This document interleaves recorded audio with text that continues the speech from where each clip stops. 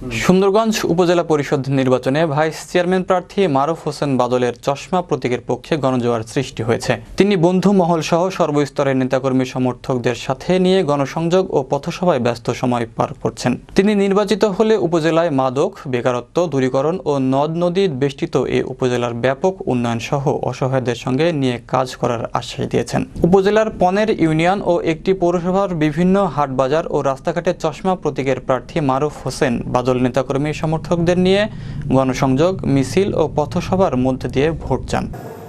আপনিও ভোট দিবেন ইনশাল্লাহ। তার যে ভোটের জোয়ার, তার যে ভোট ব্যাংক, আমরা যেভাবে সাড়া পাচ্ছি, সে জয়যুক্ত হবেই, আমরা আশাবাদী।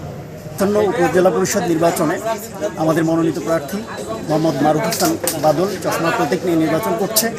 আমরা তার পক্ষে প্রচারণা চালাচ্ছি এবং ইনশাআল্লাহ 29 তারিখে আমরা চশমা প্রতীক নিয়ে তার প্রার্থিত পদের প্রেক্ষিতে নির্বাচনে জয়লাভ করব ইনশাআল্লাহ।